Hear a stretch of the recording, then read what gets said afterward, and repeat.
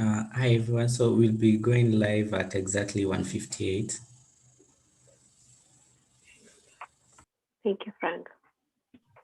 Roger that.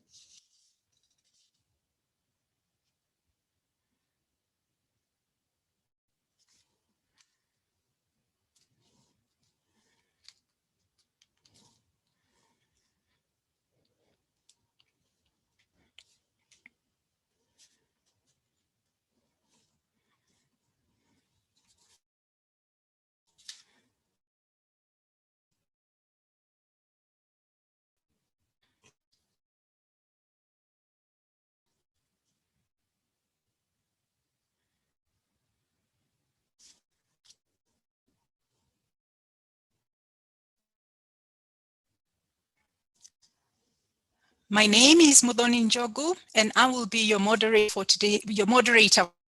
for today's session.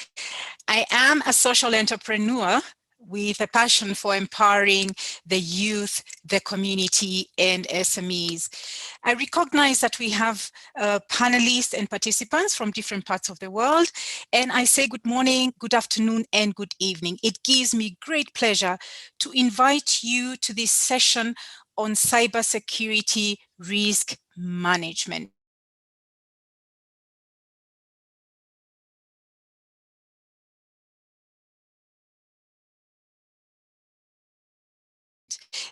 Through Africa, effective response, rehabilitation, and reconstruction, and where Invest in Africa and its partners committed to hosting a dedicated session on cyber security.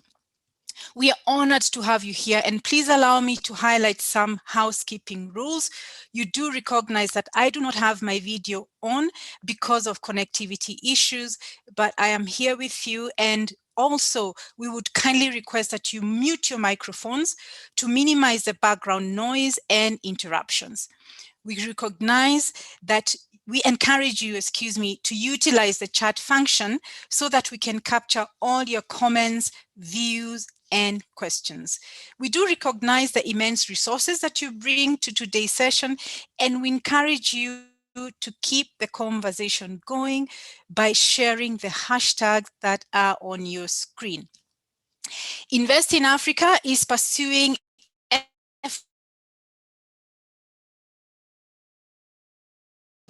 works that undermine their capacity for sustainable business practice. This is particularly in view of the heightened exposure to risk for SMEs due to various factors in the external environment. Our panelists today will share their knowledge and expertise in cybersecurity risk awareness and help us to unpack this particularly important topic of information technology security, given our new way of working in a COVID-19 business environment. We only have 2 hours for the session, and therefore we will right away proceed with the task at hand. We will begin with the welcome remarks from Ms. Terry Kinyua, the Chief Operations Officer of Invest in Africa. And thereafter, we will start the conversation with our first panelist, Mr. Luca Tenzi. Luca is a corporate security and resilience expert with 20 years of experience in Fortune 100 and 500 companies and international organizations, including the United Nations specialized agencies. He is a very strong advocate of implementing state-of-the-art practices for convergence of physical security and ICT security. Luca's bio is available to participants upon request through Invest in Africa. And once Luca is through with his presentation, we will open the floor to questions directed at him, and I encourage you to use the chat box for this purpose. Later on in the session, we will welcome Anthony Muyoro, Director of Security, Privacy, and Trusted and Young. Anthony is a regional leader at the forefront of cybersecurity development in Africa and leads Ernst & Young's cybersecurity, privacy, and trusted technology practice. And he helps organizations build trusted, secure, and more resilient technology infrastructures. And of course, Anthony's bio will also be available to participants upon request through Invest in Africa. And after the presentation from Anthony, we will also then open the floor to questions from you, our distinguished participants. And we do hope that we will close our session at 4 p.m. with a vote of thanks from Invest in Africa. Ladies and gentlemen, without any further ado, please join me in welcoming Ms. Terry Kinywa for the opening remarks. Over to you, Terry. Thank you very much, Modoni, and good afternoon, ladies and gentlemen. Thank you very much for joining the webinar this afternoon, organized in partnership with Mastercard Foundation. As you've heard, my name is Terry Kinywa. I'm the Chief Operations Officer and Country Lead for Invest in Africa, Kenya. And it does give me great pleasure to welcome all of you to this session on cybersecurity risk management, particularly curated towards SMEs. I'd like to appreciate all our partners on this initiative and commend everyone for really putting effort into making this a possibility. Before we begin, I would just like to take a brief moment to introduce Invest in Africa, particularly to those who have not interacted with us before. Invest in Africa is a private sector Pan-African non-profit initiative, and we are really seeking to drive socioeconomic growth and job creation by developing small and medium enterprises, SMEs. So we are inspired to do this by the firm belief that SMEs are the catalyst for economic growth, and particularly in our nation of Kenya and generally across Africa. We work with private companies, public bodies, development partners, all who share the mission of supporting local African businesses by creating access to markets, to skills, and to finance.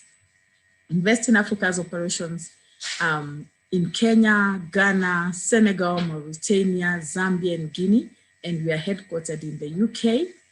And what has really inspired today's session is because we do live in a digital world. Every day we are faced with glaring risks of cyber attacks, especially now that we have all pivoted to digital delivery or virtual delivery, and these risks threaten the efficiency of our day-to-day activities.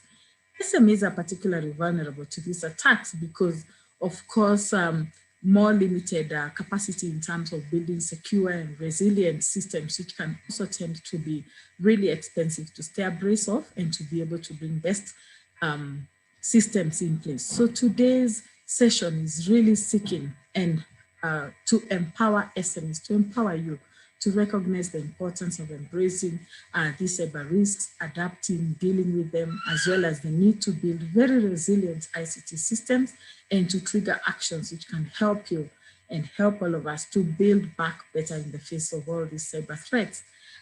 Before we get into the session, I would like to request everyone's participation in just answering one question that can help us to know which are the areas Invest in Africa should be focusing on in terms of helping you to become digitally resilient as we build back better.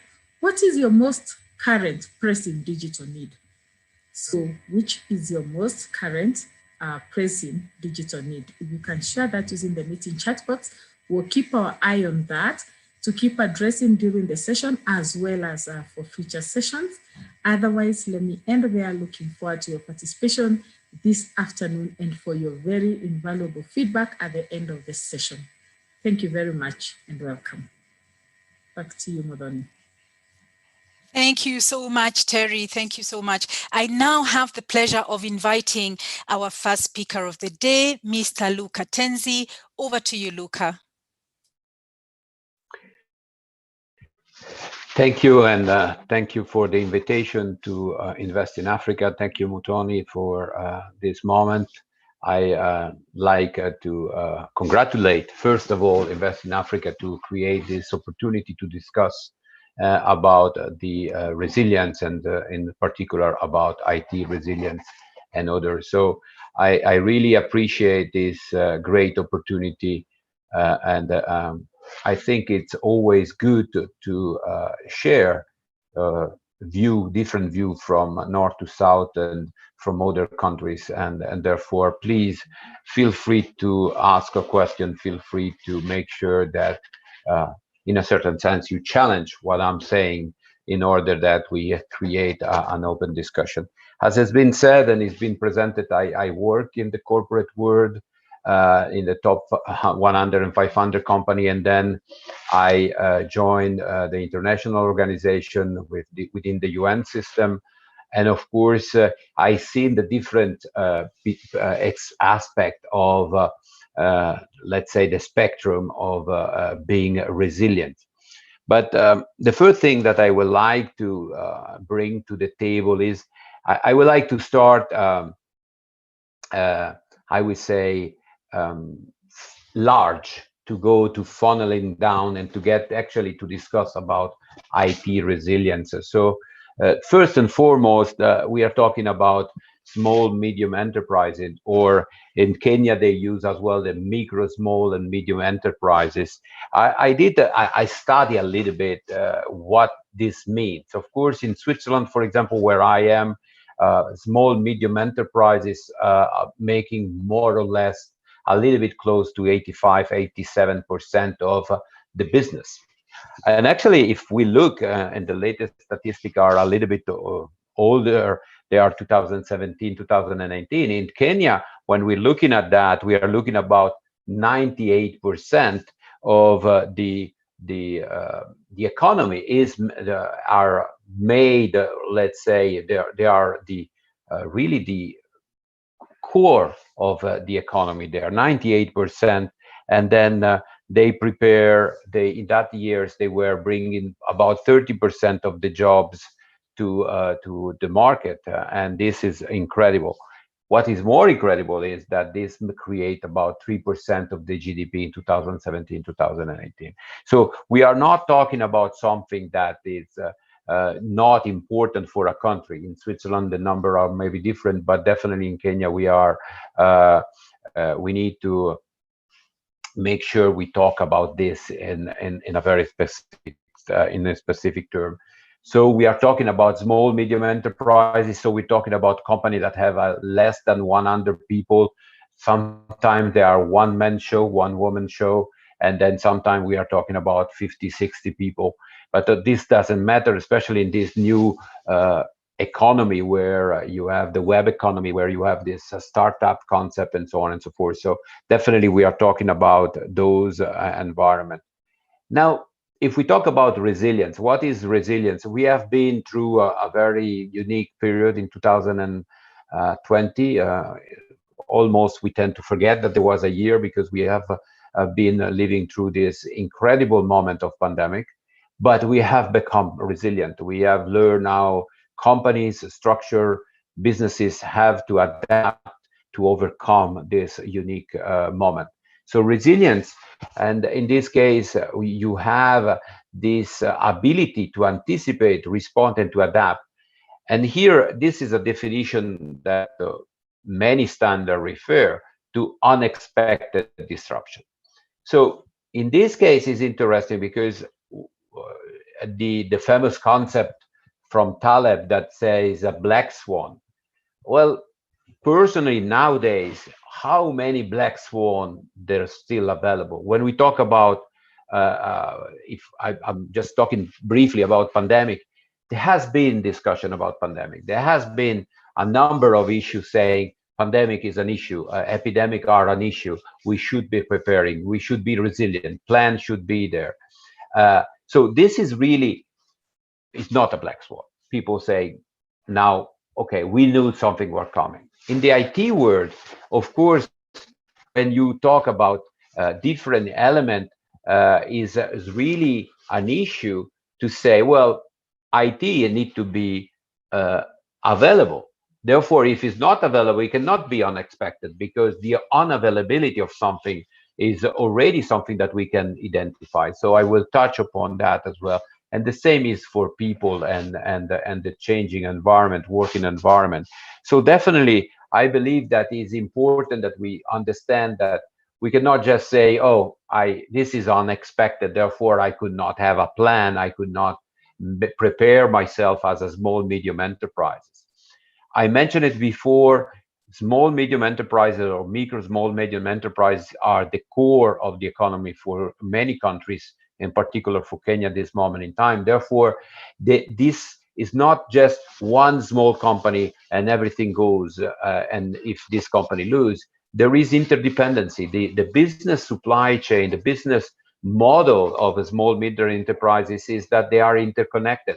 Interconnectivity is something that we have seen being impacted by the pandemic. For example, we thought that, okay, if I work from home, it's okay. But then we noticed that, especially here in Europe, we start to see that we cannot cross border, we cannot go to work, therefore the restaurant will close down, then the restaurant will go out of business because people don't go. So there is an interconnectivity. So small, medium enterprises are interconnected from a supply chain perspective, from a distribution perspective. Therefore, missing one of these elements, whatever this element might be, has an impact on my own activity, my own ability to perform. So if I am a new entrepreneur and I have created a business model that is not a standalone, is not in a bubble, has interdependency, and I need to make sure that these interdependency are identified and I can manage it correctly. Of course, I'm not here to explain that the world has changed in the past 18 months, but we know from years now that we are what we call it in a VUCA world. So this highly volatile, highly uncertain, highly complex and highly ambiguous world with geopolitical changes, most important regional changes, but even more right now we're talking about climate changes. So this climate changes has a direct impact of my ability to perform activity, direct impact of where I'm positioning myself, what I can deliver, what I cannot deliver, and so on and so forth. So definitely is something interesting. Just for give you an example, and of course it doesn't speak a million to you in Kenya, but in Switzerland right now, in the last 5 years, we have lost a number of ski resorts.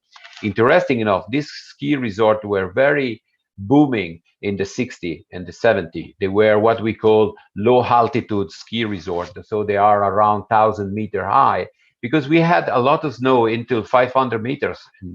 Right now regularly the snow is above 1,000 meters. Therefore, these low-level ski resorts were directly impacted and they were out of business. Some of them, they just closed business. Some of them invented themselves in another structure. So climate change has a direct impact on the changing environment for Switzerland. The duration of winter as well has changed. Therefore, definitely we can imagine that in Kenya, you have as well that, and you need to take it in consideration. When we look at where Kenya wants to go and the industrialization plan that many papers talks about it, of course, you need to be resilient. You need to be innovation. There is a quantum leap on the IT environment, but as well, we need to consider what are the other elements that they are critical for a small, medium enterprises, but any enterprise. I used to discuss recently within the agency, the specialized agency I was working in Vienna, that de facto these three concepts that I will mention right now are replicated for large organizations, small organizations, micro organizations. What are these three key elements that I really believe are something that we need to take in consideration? And we will get one by one. The first is location. So whatever you do, you have a location. You might work from your home, you might work from a rented space, you might actually have a large location, you have a storage area, a warehouse, a shop, or wherever. So wherever you start to discuss about resilience, the first thing is to say, is that my location in the right place from a resilient perspective? So is that area risk of flooding? Because if there is regular flooding, I need to take protection measures. But at the same time, I need to be in the right place for the restaurant, because let's take the example of a restaurant, I need to be in the area where people will come for lunch or dinner and so on and so forth. So definitely the location is important. So if I lose my location by a fire, by whatever reason that this location is not available, what are the impacts?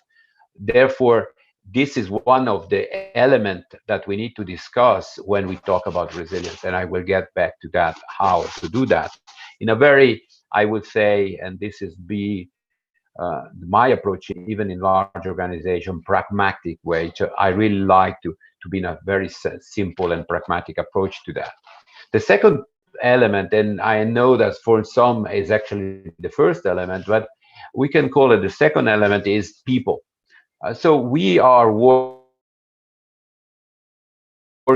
are people that work and we go to the office, we go to this location where we work. What happens if we cannot get there? What happens if for whatever reason I cannot go to work? Can I work remotely? Yes, we learn during the pandemic that a lot of activity, a good number of activity can be done remotely if the network is available, if the internet is fast enough, if the application are accessible. But there are other activity that actually I cannot do remote. If I have a small industrial location and my people don't show up to my mechanical laboratories, then the laboratory, I cannot bring the laboratory to them. Therefore, traffic jam, people that can then be locked and they be delayed because there is no public transport, for example. I lived for a few years in Latin America, and I learned on my skin that sometimes you cannot move around the city because of no transportation or strikes and so on and so forth. And we had to manage, for example, in South Africa, when I manage the region, I manage as well strikes. That is people not coming to work. I'm not discussing here the right to strike or the right for demonstrate. I'm saying, okay, my people are not coming to work. How do I manage the fact that people are not coming to work? When we're talking about people, we're talking about as well key asset. There is always somebody that knows everything in a small, medium enterprise. The one that has been there since day one, and he has managed the structure, he has managed the IT. In the IT world, frequently we have people that have been there for ages. They have done their network, they have done the installation, they have done it their own way, and nobody knows how to manage it. And if when they are not around and the IT that goes down, it's an issue. We cannot I would say, solve it because their knowledge is with them.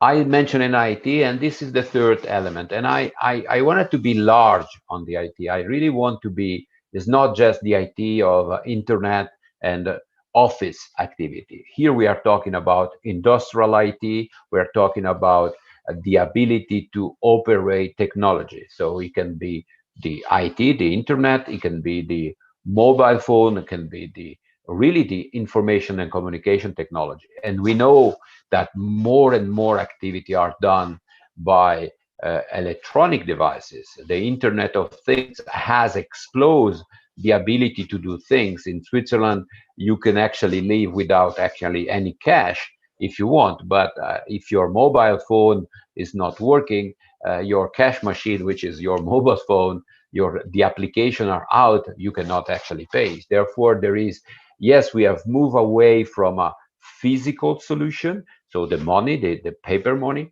but at the same time, we are moving to a risky area where, for example, I cannot use the application. The experience I had is to go to the airport with a e-ticket, and then all of a sudden my battery is dead and my e-ticket is not there anymore. So I could not board. I had to charge the telephone first to good enough to have the e-ticket. So this is a very kind of like funny situation, but it happened more than what we expect, and that for the reason that some people prefer to print their paper and to bring it like that. So definitely it's important to have this first element, the physical location, the key element, which are the people, and then the IT as a part of it. I want to go back as we talk about the resilience, these three elements.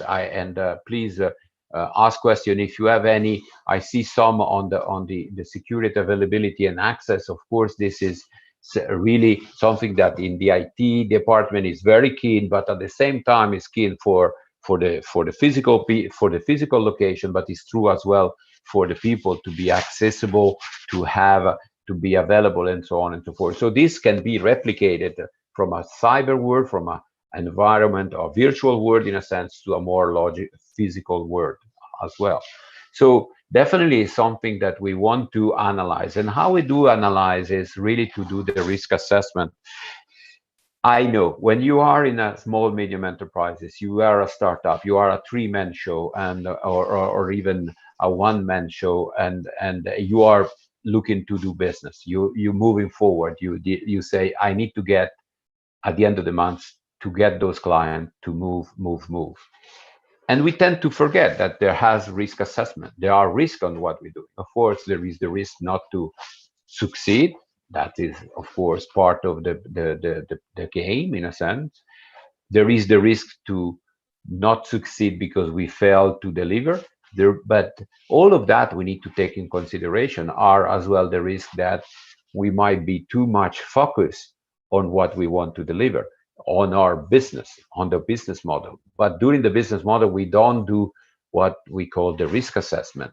What type of risk I am exposed with? Is this office located in the right place? Yes, from a location of environment to the business, yes.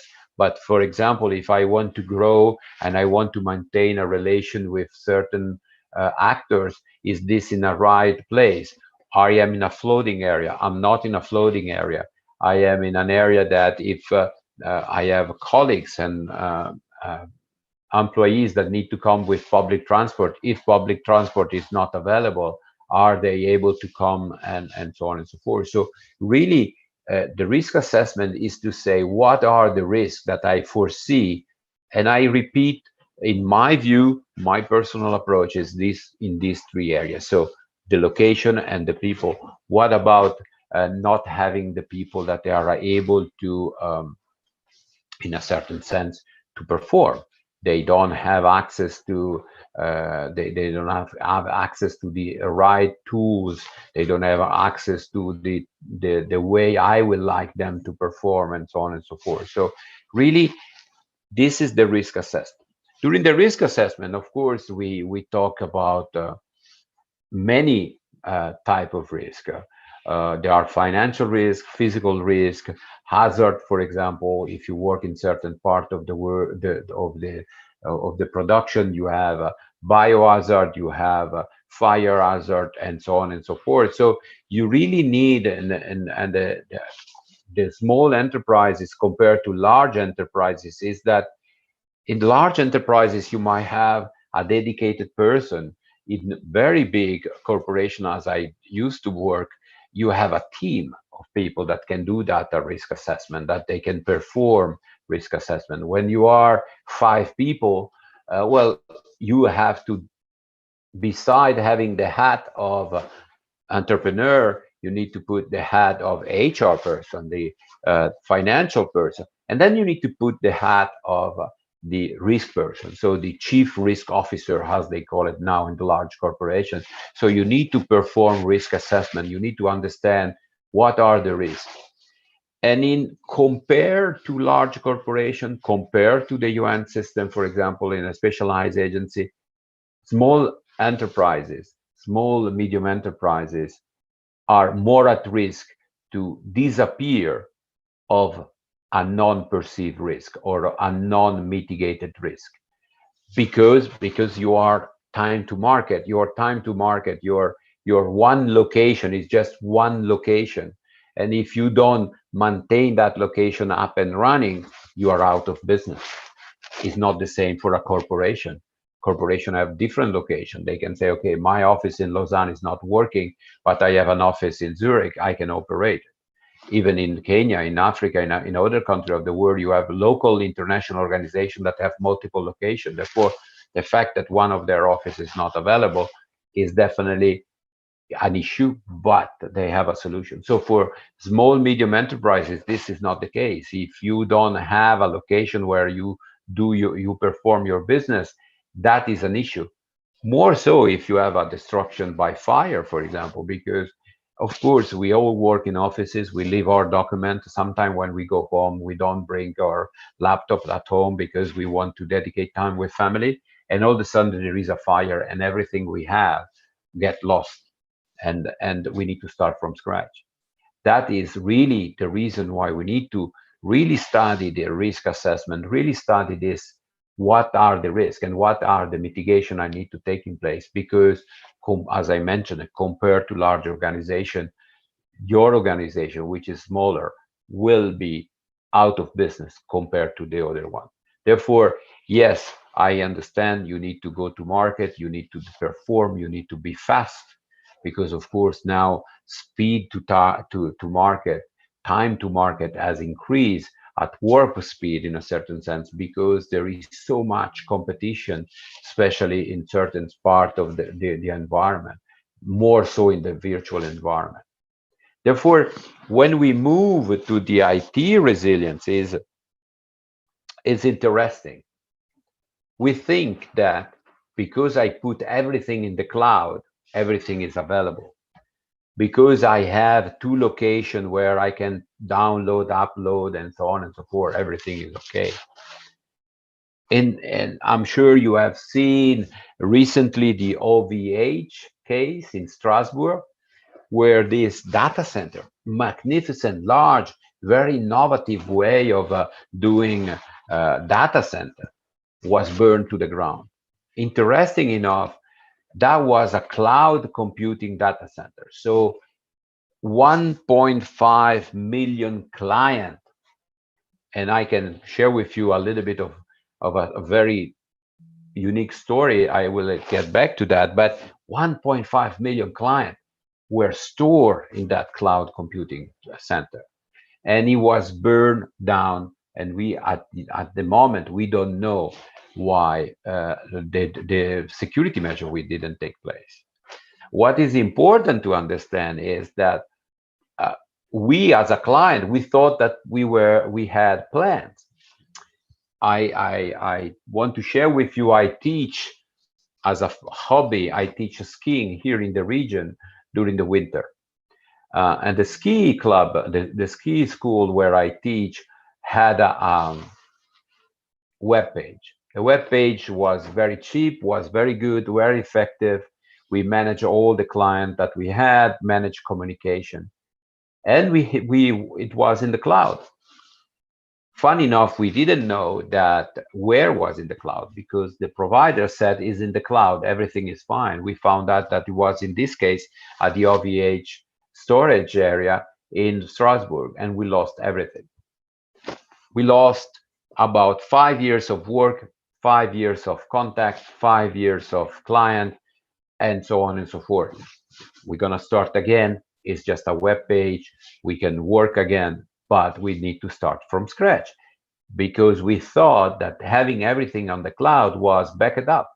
So we never thought to say, I need to have a local web page with all the data, we thought that being out there was good enough.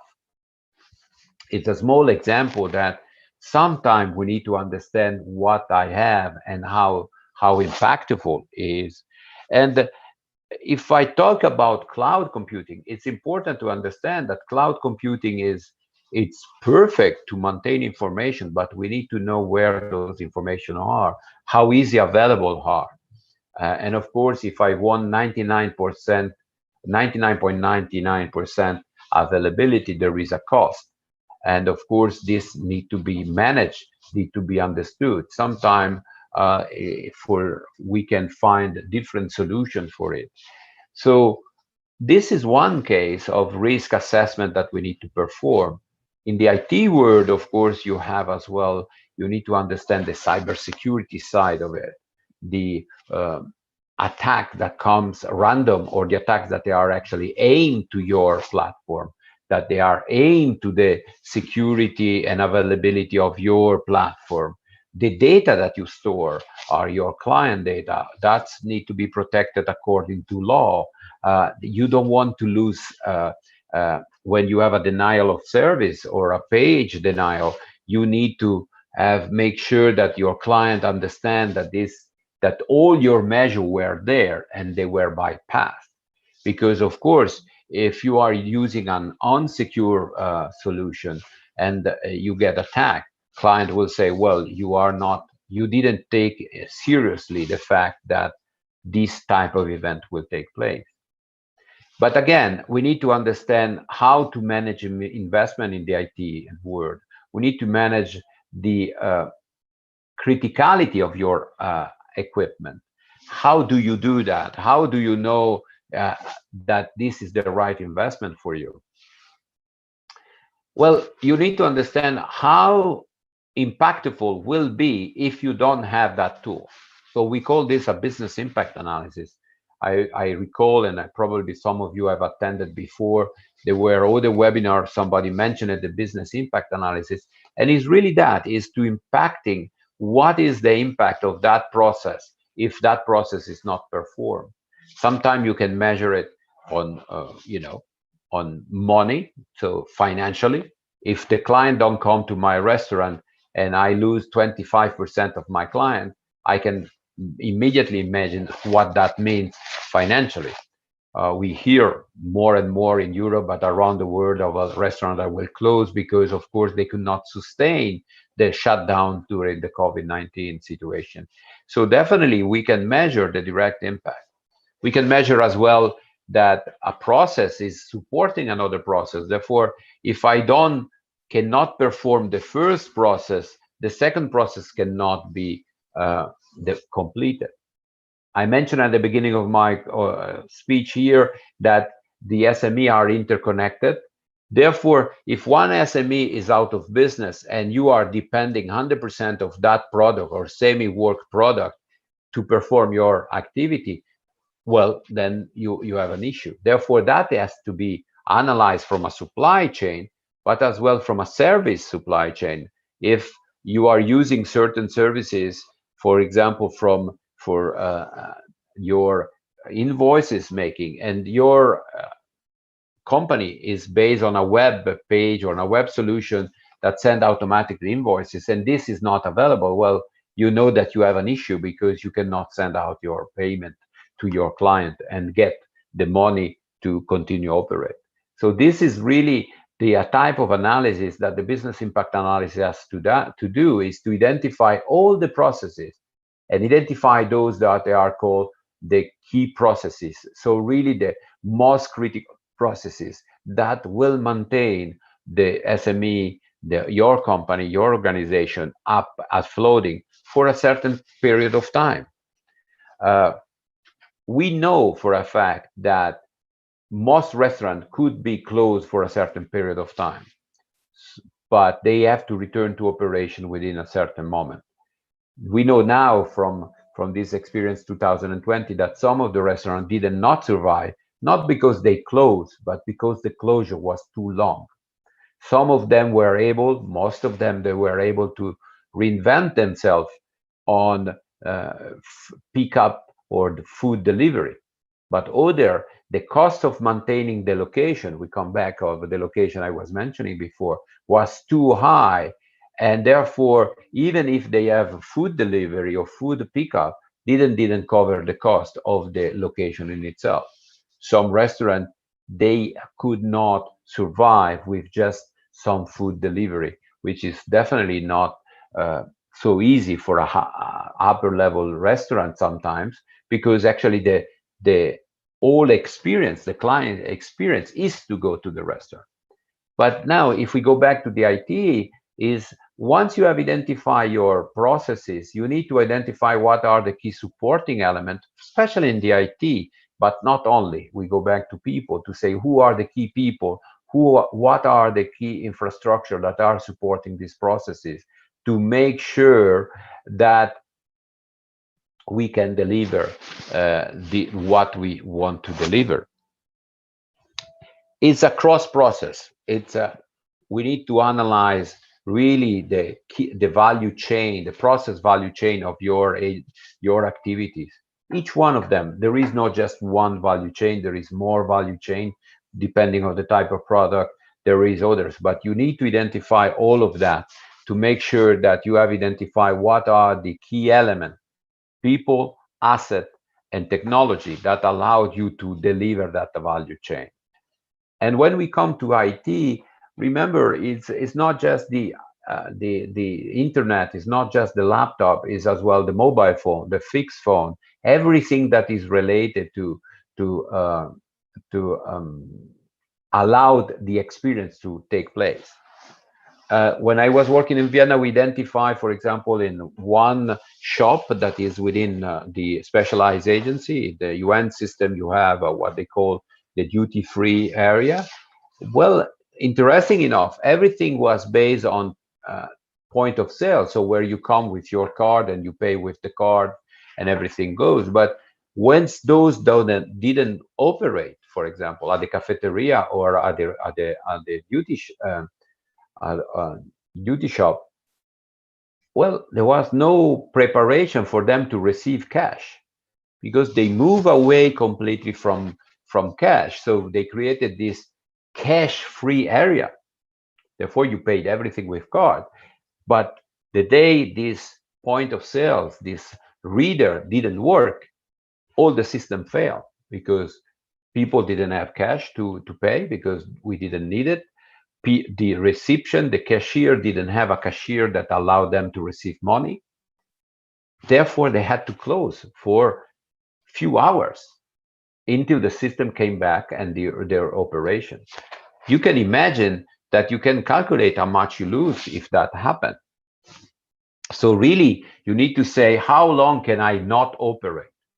And how quickly I want to return to operation. So cybersecurity is as well that, is to say, I need to invest in cybersecurity. The speaker following me will go in details on the cybersecurity, but really, the IT need to be defended from a perspective that if it's not defended, if it's not operational, I lose money. Therefore, I need to understand how long can I be out of certain process. So how quickly I want to return to operation. In business continuity, we talk about RTO, so return to operation, time to return to operation. Okay, how quickly can I return to operation? Of course, if I am a shop, I can say if my point of sales is out of business, I can accept cash, but then I need to have a machine on the side to calculate the expenses. I need to register that. I need to make sure I have coins in return and all of that. If I don't have that, then I need to close the shop. I need to close the restaurant, for example. If I am going full speed with this remote, like a cash-free area, then I need to have a secondary location because I have a stronger dependency to that. Therefore, I need to have a backup solution. I need to make sure that if my primary point of sale is not working, I go to a secondary point of sale. That then it means that I have two machines, for example. But then that is very strong investment. But I can measure of that. When we talk about IT, we talk about data as well. I mentioned it before here in Switzerland, in the ski school that I was teaching, we lost data. We lost everything actually, because we saved everything in the cloud. We didn't save it locally, but imagine I could save locally a certain amount of data. What data are critical? In some area, you can, for example, in the banking, the data are so critical that the backup of the backup of the backup is done in milliseconds, because you cannot lose any transaction. But for if I take when I speak about this, I give all the time the example of somebody that is writing his own thesis for the university, and for whatever reason he forget to save. He's working for 2 hours, 3 hours. He wrote several pages of his thesis, and all of a sudden the computer crashed, the laptop crashed, and you have lost 3 days, 3 hours, 4 hours of data of your thesis. You cannot recover anymore. This means that, well, maybe the thesis was not good enough, I don't know, but definitely you have lost all of that. You need to restart again. So you have lost the data, you have lost, in a certain sense, time, and you need to say, okay, now I need to duplicate the effort to that, to recuperate those data. Therefore, when we use a laptop from company and organization, we say, oh, the data are immediately backed up. It's not true. Most of the time, they are say that there is rules. Some company, they do it at midnight. Some company, they do it at 7 o'clock at night to make sure that everything that is done during the day is being saved. Other, they do local backup, and then they do remote backup. But definitely, whatever it is, you need to analyze how much data are you willing to lose, but how much data can you lose in your activity. If you are working in a project with high confidentiality and very critical information and exchanges with your client, and all of a sudden everything disappears, and there is only a unique piece of document, only a unique set of data, you have lost everything. Well, there is the fact that you need to recuperate, and it doesn't mean you can. But then as well with your client, if your client says, well, I understand you lost everything, but what happened here? What we do now? It's okay. We have a way of recuperating, but there is the embarrassment to inform your client that for whatever reason you have lost all of data. So IT is a very important element to facilitate business, to innovate, to be connected. But we need to make sure we have, in a certain sense, a plan, and we measure all of that.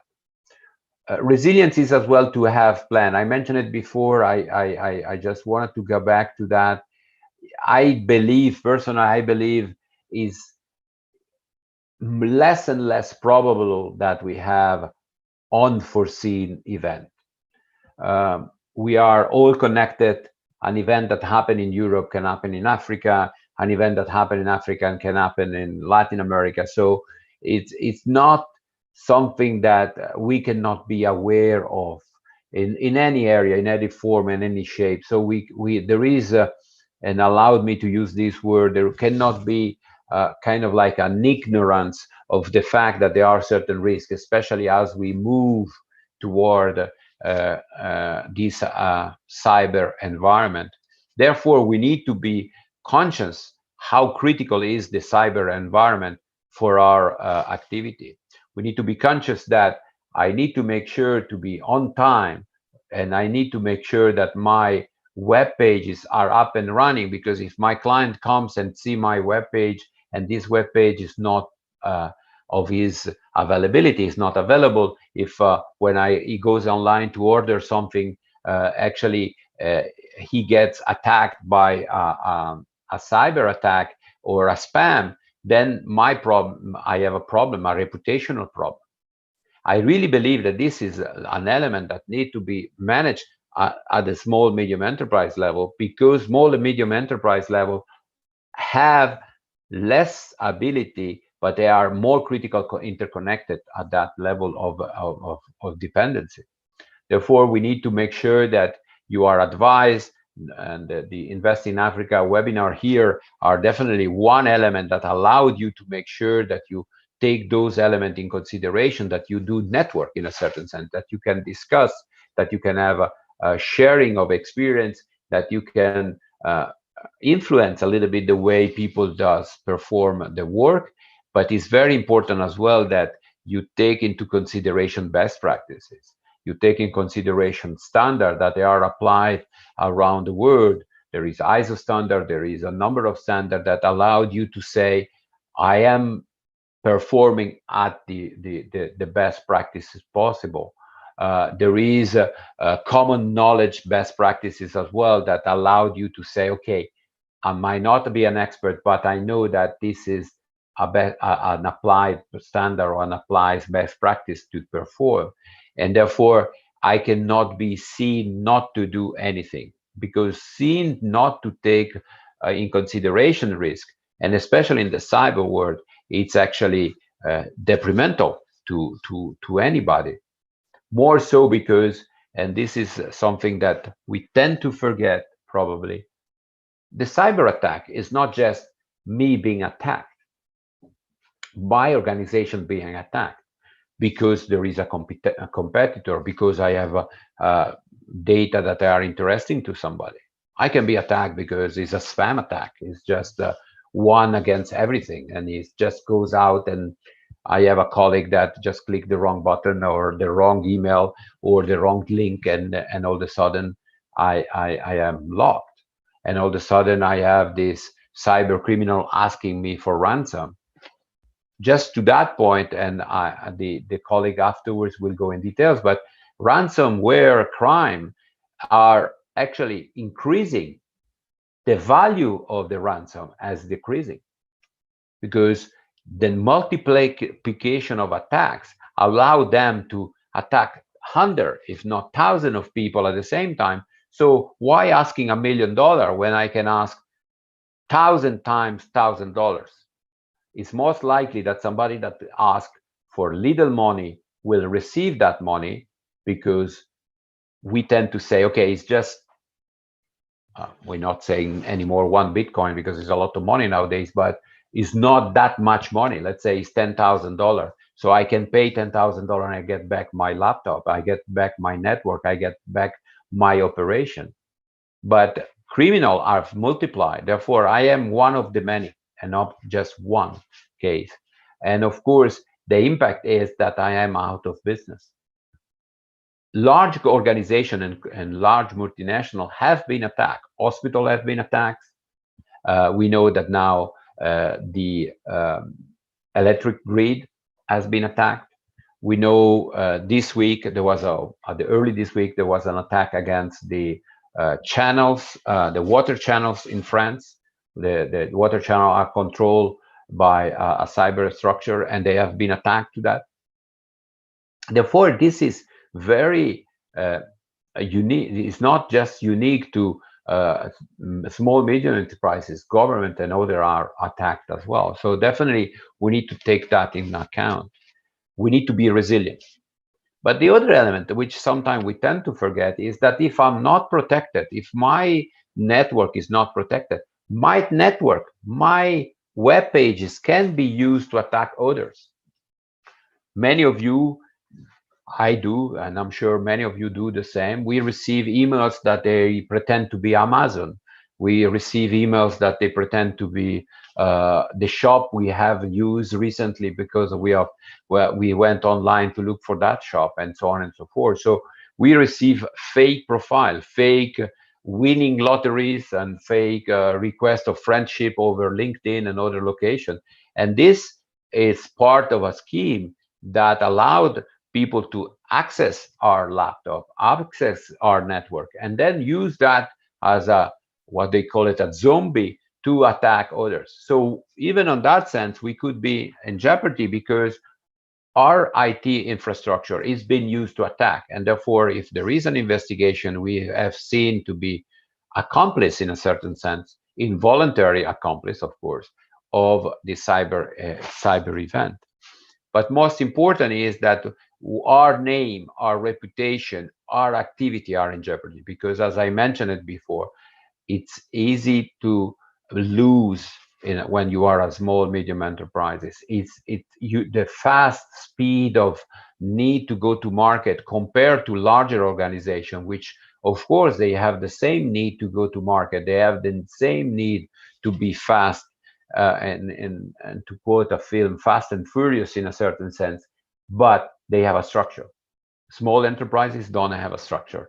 There might be three friends that have built this, and all of a sudden they found themselves very successful in managing a very good number of clients, but they have not considered their risk.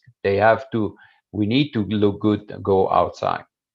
So I mentioned it, pragmatism. Pragmatism means that I mentioned it, you have to look at standard, what are the best practices, to look at making sure that somebody can advise you, what is your network, how is your organization, what is the structure that you have. Most important, I believe it's important that you look to somebody that can come and says, you are in good shape. We don't have all the knowledge internally. Therefore, we need to make sure that you have is available. That solution is available. Is that a good solution? Is that not a good solution? Don't think that you need to do everything by yourself.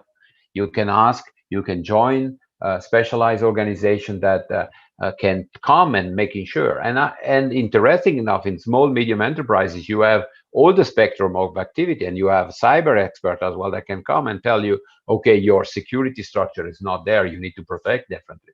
But again, you need to understand your business. If you will contact me and say, Luca, come and tell us what we need to do, the first question I will ask you is, please tell me what is your business? What are your critical businesses? What is your supply chain? What is your creation of value? You know, the value creation of your businesses. Where is your processes? And then tell me what are the critical processes. I think it's important that we have that, because I'm not an expert. I can share with you, it's public knowledge that now I actually been working for 2 years for the Atomic Agency on resilience. And my question, and I can share with you, and you understand from me talking now, I'm not an expert on nuclear.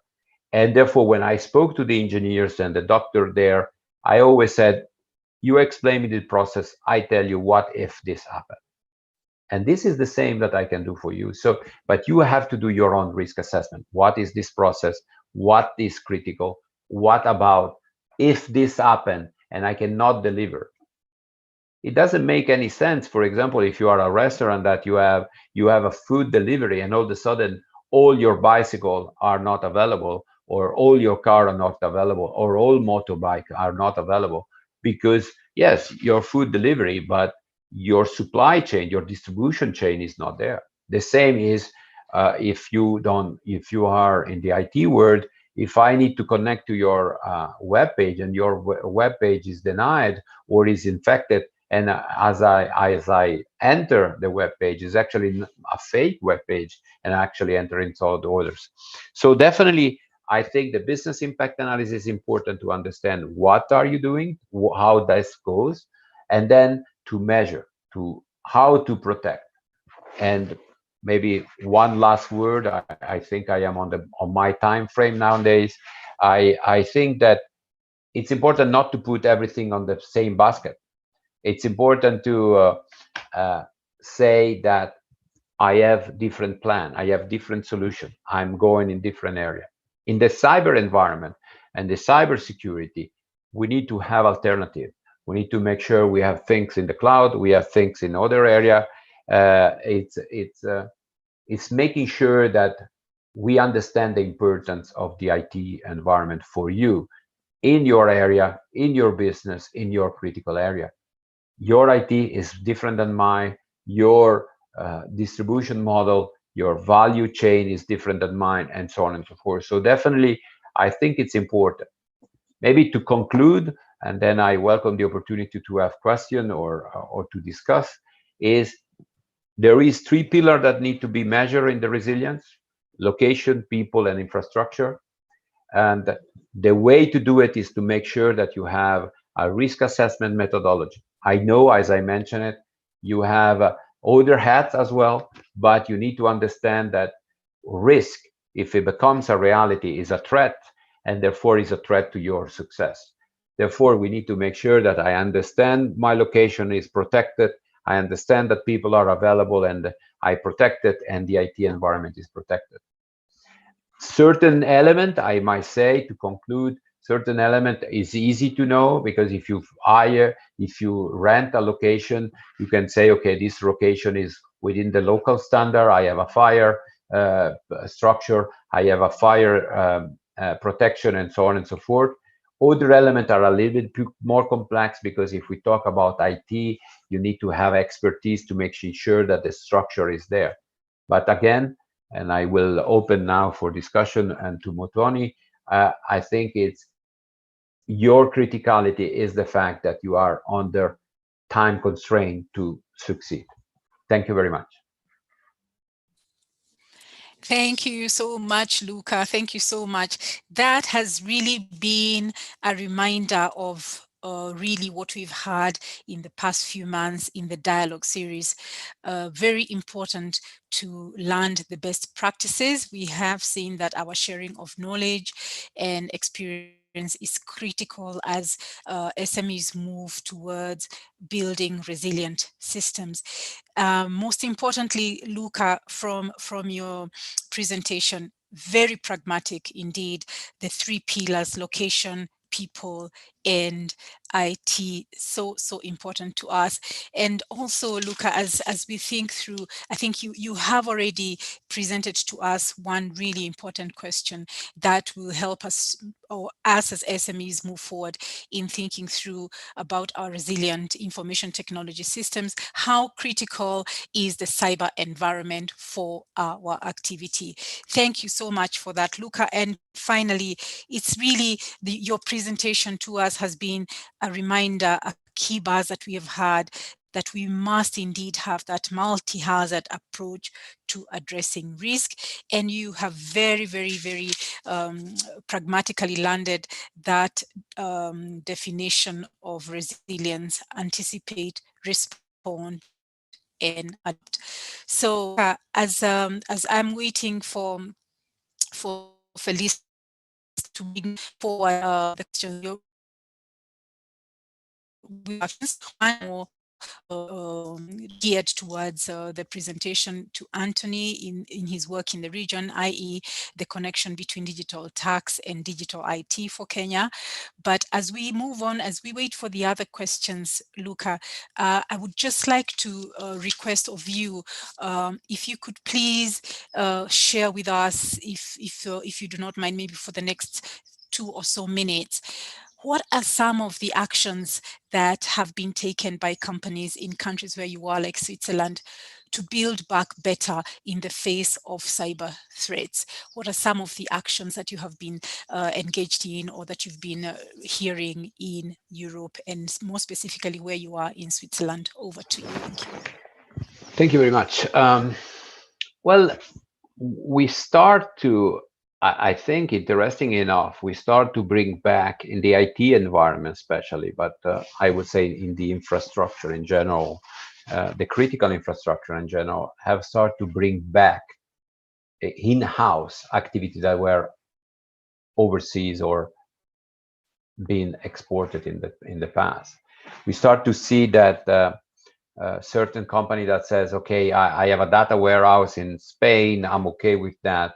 They start to say, well, I just want to make sure I have my data are controlled by me, and I want to make sure that my infrastructure is under my control. Even the infrastructure that before were as a service, in a sense, in large corporation, you had a company coming in managing the infrastructure for you because that was a best practice. We start to see certain companies to say, well, I cannot depend anymore to a third company, therefore, because there has been acquisition and so on and so forth. Before maybe it was a local company, and then now it's become a multinational of infrastructure, and I cannot depend on that. And so I want to bring the knowledge in-house. So we're seeing this return to bringing people around and to making sure that we are self-sustained in a sense, because and I repeat myself maybe, but the pandemic has shown us this interdependency, which it was cross-national interdependency, has had a major impact. So definitely we are seeing that in the IT environment.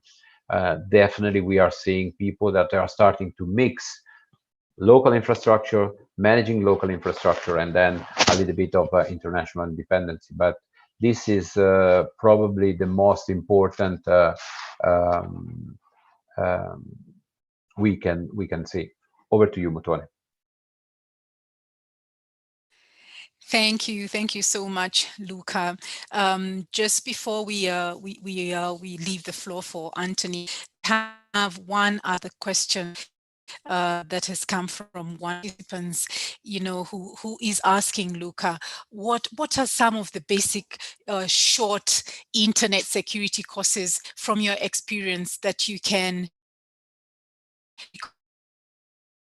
and be patient for one to be an expert? Over to you, Luca. Thank you. I think Anthony will dig in a little bit more, but I think right now there are 3-4 major certifications.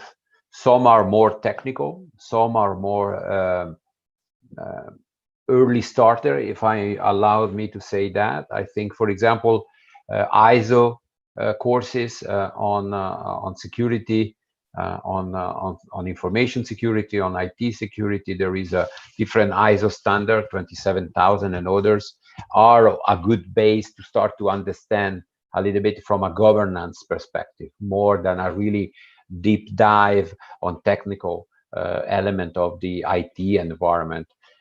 As we get a little bit, if we have an engineering background, if we have a technical background, I'm sure you can join the CISP, the Information Security and Association. There are a number of good associations. I would say, and I allowed Anthony to maybe deep dive there, but starting from a governance perspective, to understand a little bit what is the structure that I expect to manage correctly my IT environment, my IT structure, is a good base to start with specific people then deep diving on the CISP or CISM, which are Chief Information Security Management certification and other. Some are very technical and they require really a full-time job on the IT environment, maybe are too technical for a small enterprise, which you, as I said, you need to have multiple hats. But I will start my recommendation, I will start from a governance perspective with ISO standard procedure. There is as well some on Disaster Recovery Institute or the Business Continuity Institute, but those are a little bit more on the larger environment as well, on understanding resilience. So definitely that is something that is easy to be done, not so difficult to participate even on remote in this current stage age. But I think that's a good approach. Over to you. Thank you so much, Luca. We really appreciate. We are conscious of time, and I do indeed continue to encourage the participants. If you have any more questions that are directed to Luca Tenzi, please feel free to share that on the chat box, and we will gladly ensure that you receive the response via email. Distinguished participants, we have been so honored to hear a solid global perspective from Luca Tenzi, and it gives me great pleasure now to invite Mr. Anthony Mayuro, who is going to enrich that global perspective with a regional and local perspective. Over to you, Anthony. All right, so thank you very much. So good afternoon, everyone. Pleasure to be here. So kindly confirm me if you can see my screen. Great. So thank you very much. Pleasure to be here. So should I start?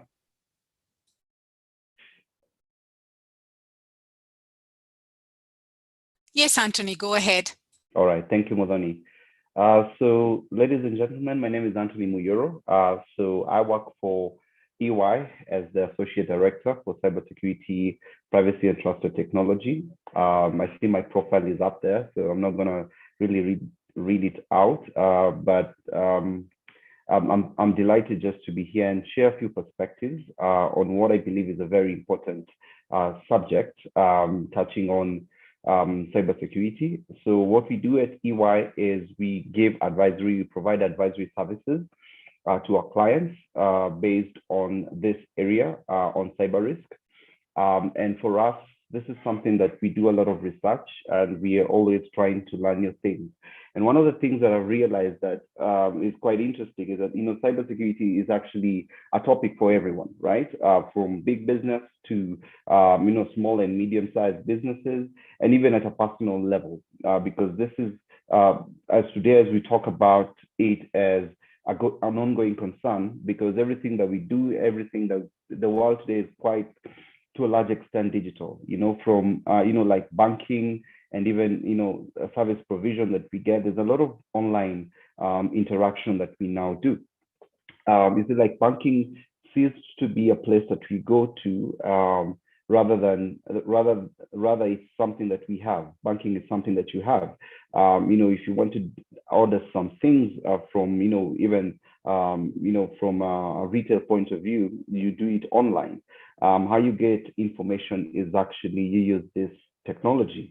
Your business today, if it's not talking digital, then it's actually missed something, because for us to be relevant in this dispensation, then we need to be cognizant of the mode that we can actually reach critical mass, and that you can basically become even more competitive.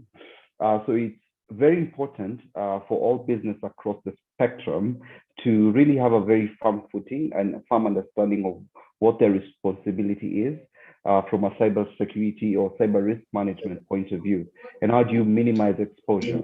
Right?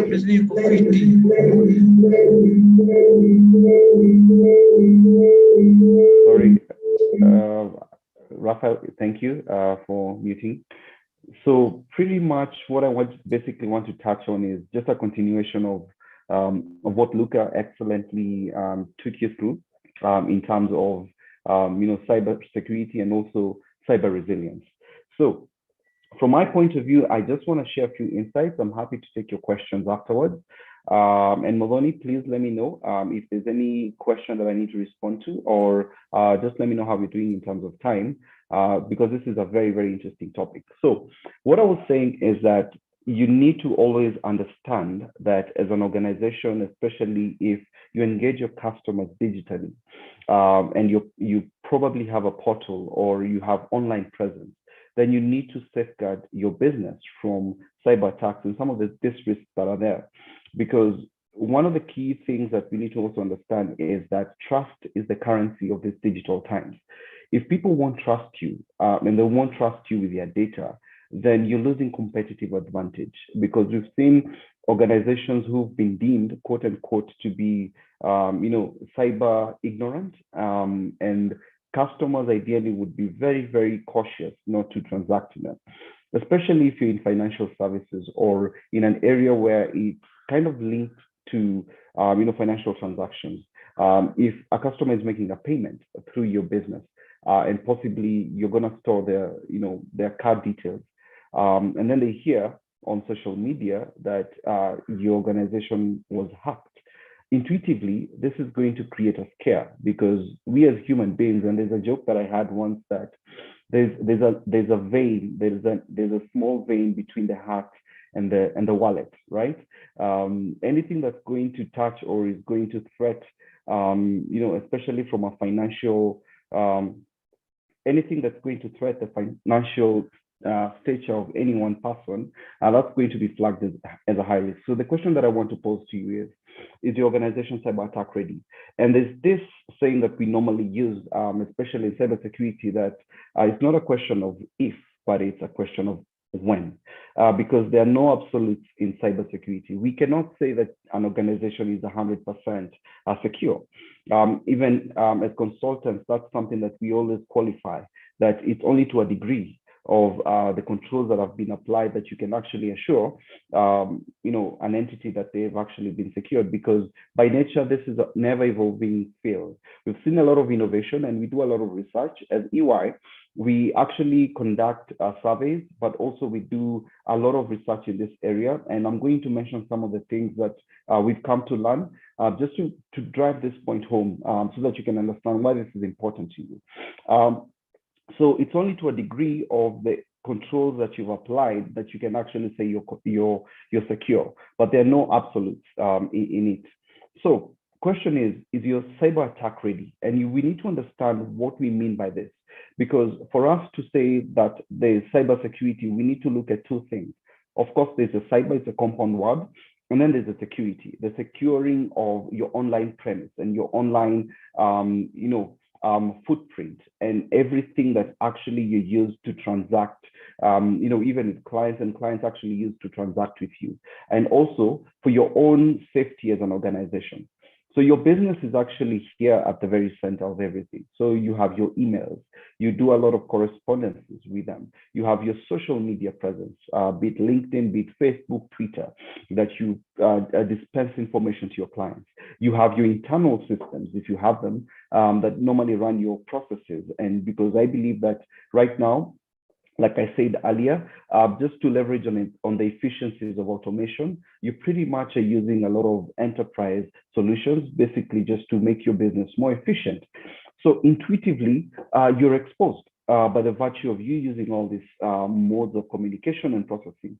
Now, what we look at is some of the threats and what we mean when you talk about threats. And this is any entity that has the potential to impose harm to you and your business. I'll repeat that. A threat is any entity that or any agency that has the potential to impose harm to you or your business. So in cybersecurity lingo, when we talk about a cyber threat, these are now the agents that are normally used to conduct the cyber attacks. Two things that we also need to realize is that when we talk about cybersecurity, for any breach to occur, two conditions have to be fulfilled. Number one, you need to have a threat, which, like I mentioned, is an entity that has a capacity to impose harm. And number two, you need to have a vulnerability. And a vulnerability is a weakness, an inherent or existing weakness in your environment that would actually fulfill this condition. So, and I want you to think through this, because we normally talk about threats alone, but we forget that vulnerabilities are actually the last cog in that link in terms of making a cyber breach or a cyber attack successful. So when we look at this, the different kinds of agencies, we look at even malicious APKs, and these are some of the, if you have a mobile platform that you normally engage your customers or your clientele with, some of those mobile applications normally have some weaknesses in them. And you find what cyber actors normally do is they're either going to create a fake mobile app, or they're going to sort of inject something in the existing app just to make it also malicious. We also have bots, and bots basically, we're looking at automated malware, and malware is basically a malicious software. Anything that is malicious that now can actually impose harm, that is what's qualified as a threat as well. And then, of course, from an account hijacking and a credential stealing point of view, especially where users basically have to create accounts.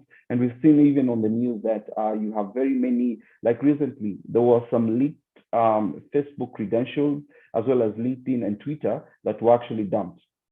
And we were able even just to see and look at them quite critically just to see if these are actually true. And yes, they were. So accounts are also very important to safeguard for your business and also for your clients. And then, of course, we talk about social media attacks, where you find a social media page was actually hijacked. And sometimes it can even be a malicious competitor. So you need to also protect that. And let's not go into the very hard stuff and forget the basics. Because when we are very clean and very clear on the fundamentals, then that is also very important. And then, of course, we look at supply chain vulnerabilities. Do you give vendors or third parties, even fourth parties, access to your data? Maybe this is a business partner that you also have an arrangement. Can that, you know, they access your data for business purposes and they do something. That can also be a challenge. Remember the story about Facebook and Cambridge Analytica. If you recall, Facebook was never hacked. Facebook was never hacked. It was just a breach and a failure in the governance process in terms of how the third parties handle their data and the purposes of which they use that data for. So we know the story that Cambridge Analytica was actually weaponizing the data for politically motivated reasons. And hence, you know, Facebook was now fined, and there was a very huge scandal around that. And then, of course, we talk about data breaches, and this is where even clients' accounts and even credit cards basically are stolen. So these are the array of threats that your business ideally would face at any given point in time. So we can't be ignorant that they're there.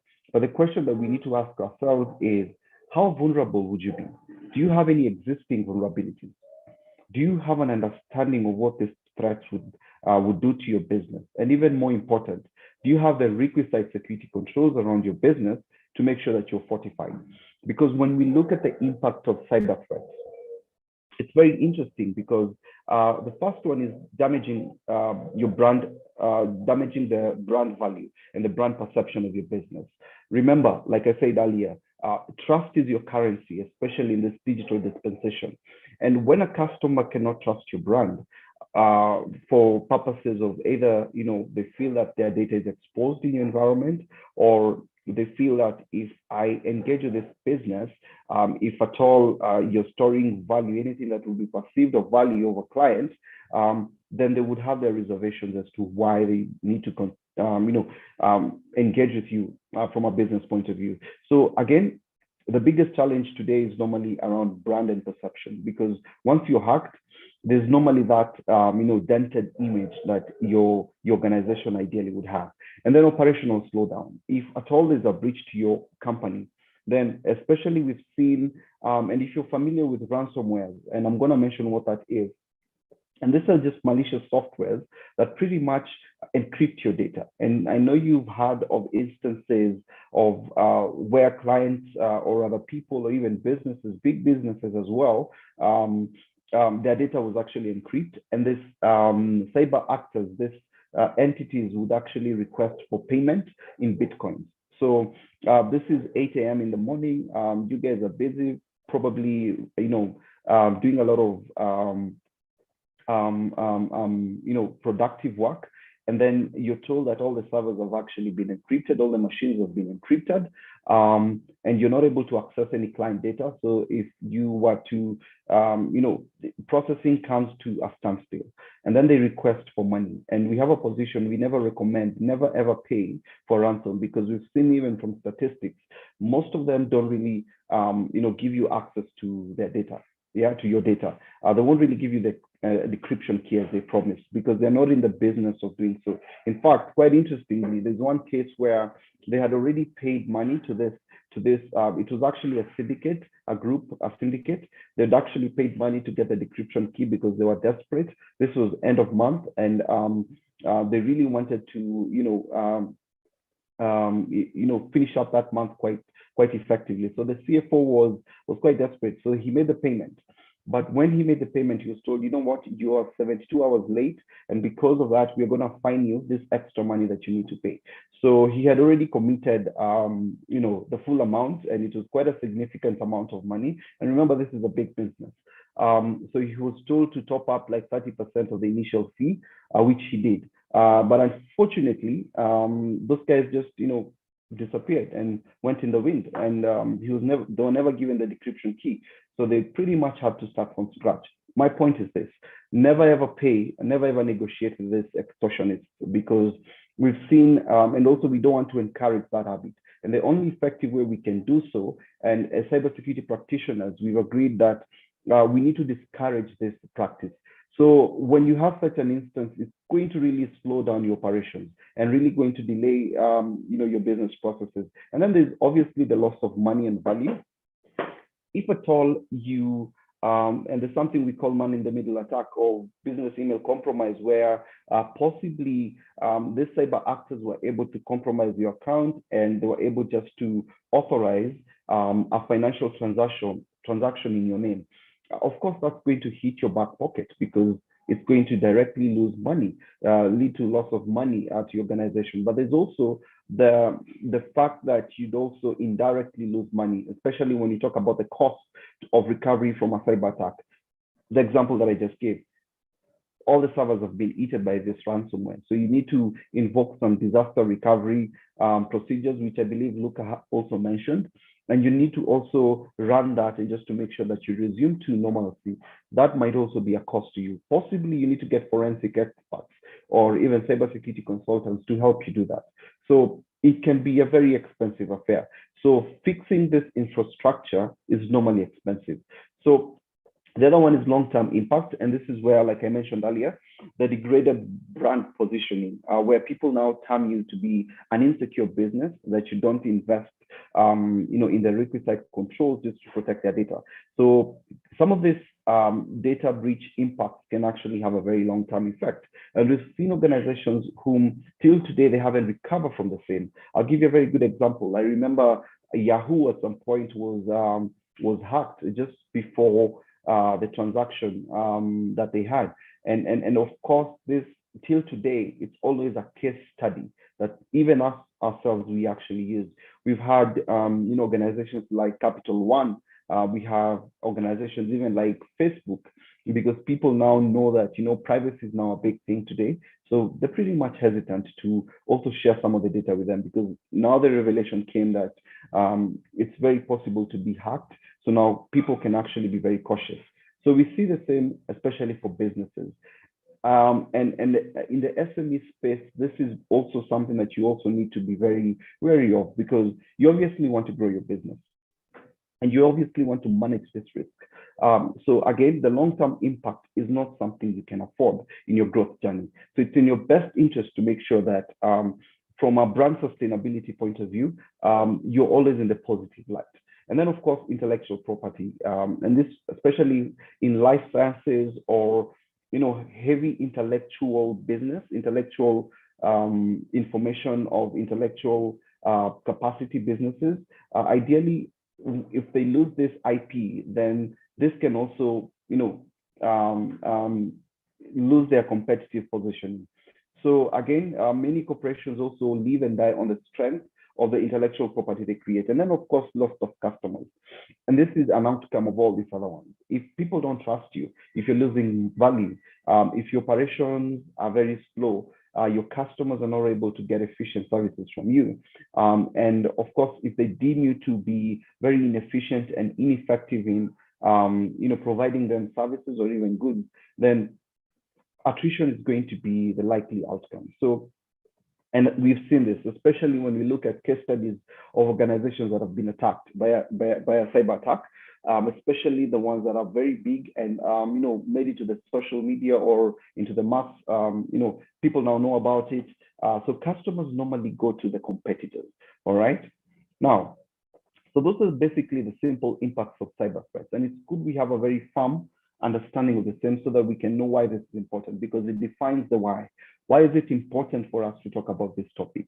Why is it important for you to ensure that your business is cyber secure? Why is it important for this basic controls that we are going to mention here, and Luca has also mentioned, for your business? Why is it? Why should you apply this across your business? Now, I'm going to look at the chat box and I'm going to do a very simple exercise. I want someone to guess in the chat box. So Modoni, maybe help me read out the comments that are going to come. This is 205 days. Who can guess what this stands for? What the days stand for? So please type your answer or your guess. 205 calendar days.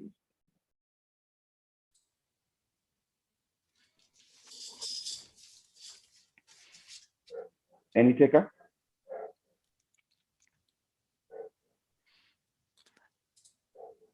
All right. Going once. Anthony, I have there's one, there's actually two responses. The first one from Alfred is the number of days that remains data to be lost. And the second one from Thomas is the time it takes for hacked organizations to realize they've had a breach. Excellent, excellent. I think I'm with the right audience. So very close. So 205 days is the average number of days it takes for an organization to detect a cyber attack. My point here is very simple. Cyber attacks can be very stealth. Normally, it's rarely the big bang approach where, especially the targeted ones that, they just hit it once, like the ransom, or, they just make a very big splash. But most of the times, it's normally very stealth. And they can be very, very quiet in your environment, especially people who really want to siphon money and people who really want to cause a lot of impact. And I'm going to mention why that is so, because the time it takes to detect an attack can be long, it can be very long. And the more days this is undetected, the more expensive it's going to be for you. Mainly because of number one, if you're stealing money or money is being siphoned, then it's going to be a longer time and you're going to lose a lot of money. Number two, even the time for you to also just course correct and even repair the damage that has been done can even be more expensive, because we've seen instances where, especially the very clever and smart ones, they normally move from asset to asset, and they really also want to understand very well the environment. Unfortunately, and most of the time, it's normally insider perpetrated. And this is what I mean. Your biggest threat is not a person allegedly with a black hoodie sitting somewhere in China or Russia. That's not your biggest threat. Your biggest threat are the people who understand the environment very well. And this can actually be employees that all of a sudden they go rogue or they pretty much become clever, And I'll mention an instance where, and this is a friend of mine, he used to work in one of the tier 2 banks, and he was a very recent joiner in an organization. I'm not going to mention the name in that bank. And there's a fresh recruit. He was very excited, updated his LinkedIn that he has gotten this position as a network administrator in this bank. And 2 weeks later, he was approached by someone on LinkedIn saying, hey, I would like to meet you. I'd like to meet you. I would want us to have coffee in one of the Java in CBD. So they did so. He went to meet this gentleman, but that gentleman became as 3 people. So there was one man who was apparently not from Kenya. So he had, I think, a Russian accent, like he says, and then 2 other Kenyans. And so the offer was this. So the friend of mine was given a proposal that, we're going to give you X amount of money. And this is someone who's very young, fresh out of campus, and he's very excited, he's ambitious. He wants to drive a blue Subaru and own a plot of land somewhere in Kitengela or wherever. And so he was very ambitious, and the offer was very attractive for that person at that period of time. So all he had to do was just to go with a USB flash disk. So he was given a USB, and that USB had now a malicious software that had a script. And all he had to do was just to go and insert that USB to the core banking system, the core banking server in the server room. Very simple. Take the USB, go plug it in, we will do the rest. And of course, the other thing that he was to do was to give him, given that he was a network admin, he was supposed to give them some credentials. Remember, this is an administrator. He has what we call the keys of the kingdom. And what the keys of the kingdom is, the keys to the kingdom is super user rights. So once that person, his account could actually do so much. So that was the proposal on the table. And him being a very straightforward person, he didn't take that proposal. But it paints the picture that the people that we need to be very wary of are also the people that work in our environment, because you don't know. It might also be that person that sweeps the office might even be given, like even 10,000 only, and they're given a USB just to plug into your machine. And if you're using those, PC machines, and maybe there's a USB on the backside, how many times, honestly, do people normally check if there's anything plugged into the machine? Rarely do guys do that. So that paints the picture that some of these attackers are not the people that you need to worry about, are not the people out there in Russia or whichever country, but these are the people who you give access, number one, to your physical premise, and number two, people with administrative or even access to your environment. This can also be your IT guys. And this is a very true textbook example of how insider attacks normally happen. You need to have someone on the inside.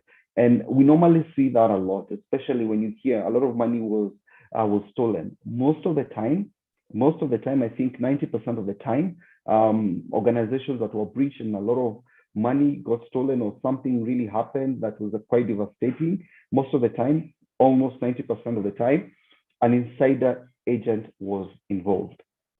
So it can actually take a long time for organizations to detect this. And that's why it's very important to have effective controls and effective mechanisms to be able to detect this. And we're going to mention some of them briefly. So when we talk about what we protect, and I'm going to argue that we do not protect boxes or machines for the sake of boxes. We do not protect servers for the sake of protecting servers. What we protect is data, and we need to follow the data because that's where value is. So there's a saying, always follow the money. If you want to know the chain in any investigation, follow the money. In cybersecurity, we always say follow the data, follow where the data is, and also understand what kind of data is it. Because from statistics, most of the time, cyber attacks are normally economically driven.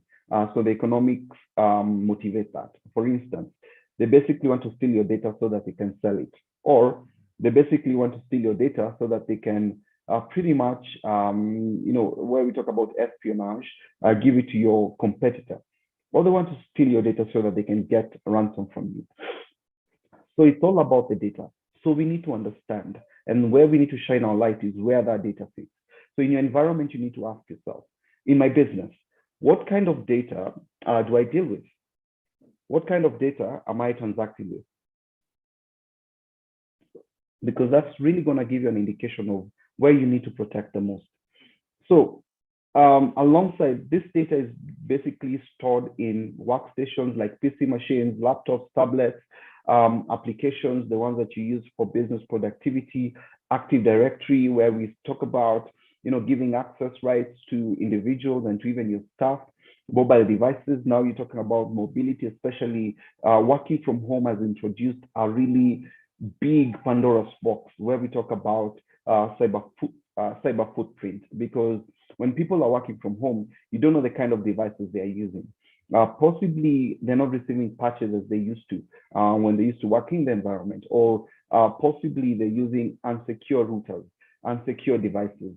So that is something that you also need to be cognizant of. And then we talk about perimeter, and this is pretty much how the network that has actually been defined, especially in an organization. You might have secure controls such as firewalls and all that.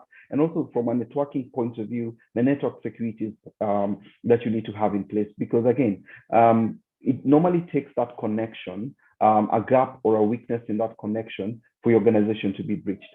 So those are some of the things that we basically look at. We look at the data primarily, and then we follow where is that data stored. What are some of the things that we've put in place to protect our data, and how strong are those protections?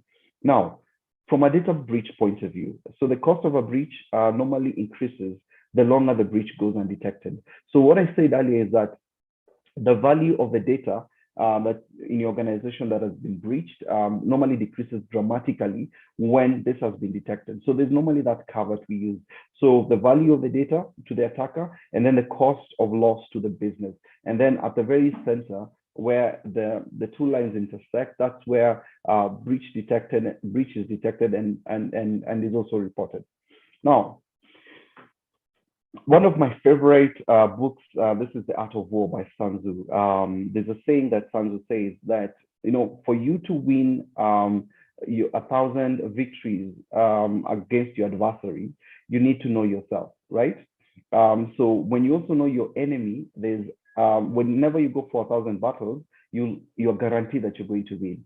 If you know yourself and don't really have a good understanding of who you're up against, then your chances of victory are very slim. And when you do not know yourself, but you still know your enemy, then that puts you at a disadvantage because you're not coming from a place of strength and awareness, and also having an understanding and intelligence of what your enemy is capable of. So what we're saying is that you need to know yourself. You need to have a very good awareness of what your organization is and the state it is. If you're vulnerable, you need to understand where are your exposures. And what we do for businesses is we basically normally run such assessments where we help them just understand this. And then, of course, understanding your enemy is where we look at threat intelligence. And when we talk about threat intelligence, like I mentioned earlier, is having a very good understanding of who or what these actors that may impose harm to your business are, and then having an effective control and an effective approach on how you're going to apply the security mechanisms that are going to help you fortify your organizations against them. Now, and there has been an evolution of cybersecurity threats. I remember when we started out, back in the day, we used to have, very basic cyber attacks, right? Or cyber actors. And this was pretty much, street kiddies and, the proverbial guy in the hoodie who was seated in a basement somewhere or in a corner somewhere who was just curious. And the motivation there was just, we just want to know what this thing can do. And there were a lot of viruses and they were just creating viruses. And I remember at some point, we used to do a lot of experimentation with the same just to see how this thing normally behaves and what kind of impact would it have. But then we started to have this gradual progression to a more sophisticated way of conducting some of these cyber attacks. So, and then we had corporate espionage. And this is where, especially businesses that were now competing in this digital arms race, it became quite clear that for you to gain the advantage, you need to have some privileged data. And we had entities that were even fronting to, offer a package like Business A. For instance, if I'm the cyber attacker, I would actually sell to Business A that proposal that, I can get you the data or the client list from Business B. So the guys who are running Business A in their desperation to, gain a competitive advantage would ideally, take such a package. And so we saw a lot of that. And then came organized crime and some of these syndicates that now, are sprouted out, and they were now doing this at very massive scale. I remember people like shadow brokers, some of these entities from North Korea. We had Russia that had a lot of organized syndicates that is actually what they were doing. And some of them were even sitting in some island somewhere. And for them, it was pretty much economically motivated. Like I mentioned earlier, for cyber attackers, 90 or even upwards of 80% of these attacks are normally economically motivated. Can they get money out of it? Can they sell data to someone? But it has to have an economic angle for them. So this indicates that's how they've operated till today. And every day we normally see, new ones even coming up. And there are quite a lot even in dark web, but I'm going to mention what dark web is later on, and just to give you a very brief overview of what it actually means there. And then now we started seeing state-sponsored attacks, and this is very interesting. And this is where, when we talk about cybersecurity being a topic at a national level, and where nations ideally have begun building their cyber arsenals and their cyber weaponry. And we've seen a lot of that over the years. And today it's become very sophisticated. There are a lot of documentaries that are watching this topic. There's one particular one on BBC, and it was doing like a documentary of some of those organized nation state actors. And it wasn't your guy in the hoodie anymore. These were people who were on government payroll. And in fact, one of them even had a picture of his family on his desk. And that person was actually a hacker who's paid by the government just to, to conduct some of those government-sanctioned, cyber warfare activities. So that has actually been the progression, because today when we talk about some of the cyber weapons of these superpowers, you have, and if you listen quite well, even Israel, the prime minister, he's very vocal about it, that they've actually built an army around cybersecurity. So for them, these are military grade trained personnel, but their weapons of warfare are not guns, they're not bazookas, but they're actually keyboards and very fast machines. And they run very powerful computing power just to conduct that. So it's a very interesting phenomenon, and we've seen that. I remember quite some years back we had this Stuxnet, and this was actually one of the most prolific cyber weapon that has been created to date, and it's still a topic of research to even researchers, cybersecurity researchers, including myself, on how this actually happened. Because what happened was Iran was running a unsanctioned nuclear program for many years, around 7 years. So apparently it's alleged that, two very powerful nations wanted to know and wanted to really stop that nuclear program. So what they basically did is they developed a virus. They developed a virus that was called Stuxnet. And what they did is that it was actually packaged, it was weaponized and packaged in a USB flash disk.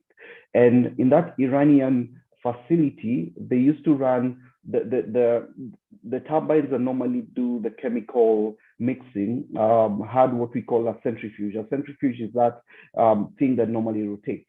So it was programmed to do certain revolutions in an hour.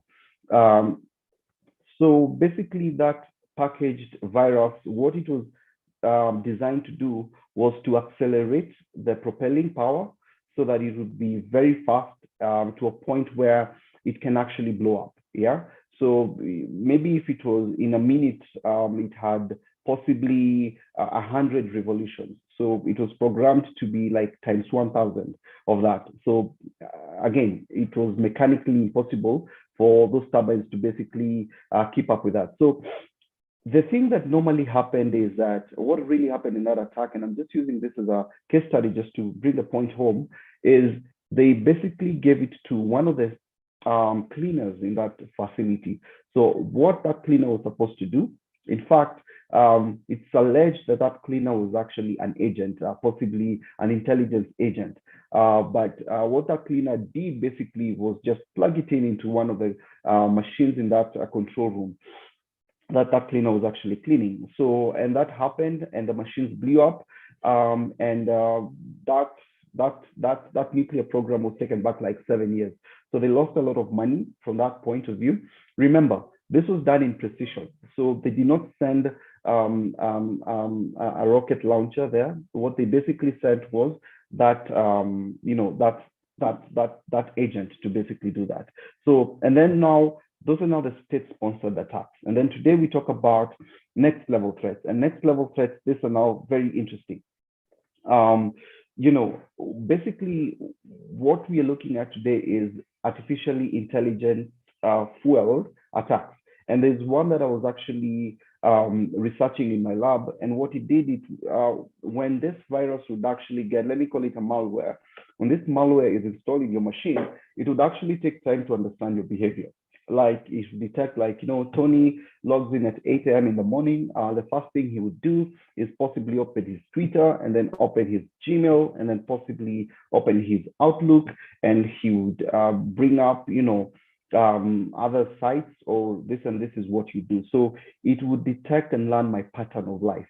And pattern of life is what we detect as your normal way of, digital living. And this is how much bandwidth you use at any given point in time. And this is how much activity you normally engage in. So once it does that, it's able now to exfiltrate data from your machine outside to a remote server. But it will do it so stealthily so that it doesn't spike your normal pattern of life. And we've seen that, quite, becoming very progressive, that is how now they're doing it, so that it's not detected by anyone, and it runs very it runs very smoothly. Now, I would actually I would actually like to take a question that I've seen on the chat, and this question is quite interesting. This is, let me know if I can take it. Modoni, do you prefer I take it now or after the presentation? No, Anthony, please go ahead. We have quite a number of questions for you. Okay. So maybe best that we get to the end of the presentation. We give you like another 2 minutes, if that's okay with you. And then we can tackle the 6 questions that are lined up for you. Excellent, excellent. Thank you very much. So I'm gonna, as I wrap up, I'm gonna talk about a cyber kill chain, and basically just to understand how this normally happens. So the first step for any cyber attack to happen is what we call reconnaissance. So reconnaissance is information gathering, intelligence gathering. Like I mentioned earlier on, just to understand who, like if it's Modoni, let me use you as an example. They would then want to understand who Modoni is. So can I get more information about her? I'll give you a good example. Like I would go to LinkedIn, type Modoni Jogu.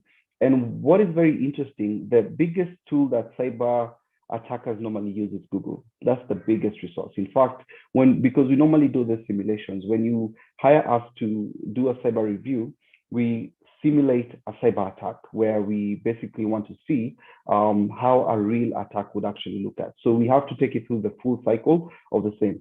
So go on Google.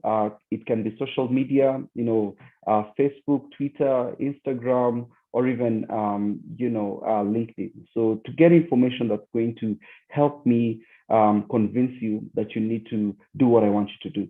So in the instance like Modoni, maybe I've seen on your LinkedIn that, you know what, you are presenting or moderating this session. And this was the topic and all that. So that will give me information on how to package my email. And then weaponization is being able to attach or just to prepare that cyber tool. It can even be a malware and package it in an email. And that's a very common way of us doing it. So it can be an Excel document, a PDF document, and even a PowerPoint presentation, and then delivery. And this is maybe using email, and like the other one that I mentioned, like USP, and then exploitation is where if I've sent it to Modoni and maybe as an example, I say, I really enjoyed the session you moderated yesterday. Here are some of the questions that I had following the session. Not to give anyone ideas, but that's how I package it, because I know the likelihood of her clicking on that email and opening the document is very high. Why? Because I've established a connection by making reference to something that she's familiar about. And how did I do that? She gave me that information. So that's all about reconnaissance. So once I deliver it, then she opens the document. Then I'm able now to have my toolkit run, especially Excel. Excel is notorious for that. Have this tool run in your machine, and then I'm able to install it. That's the other fifth step rather. And then of course, command and control is where I'm connecting it to a remote server so that I can now gain advantage and pretty much extract information from your machine. It's very simple. And guys, that's how we normally do it, especially when we talk about social engineering attacks. And it can actually take, different modes, but the process and the steps are normally quite straightforward. Now, I'm going to wrap up with this. And I want someone to guess what this is. Just a quick one.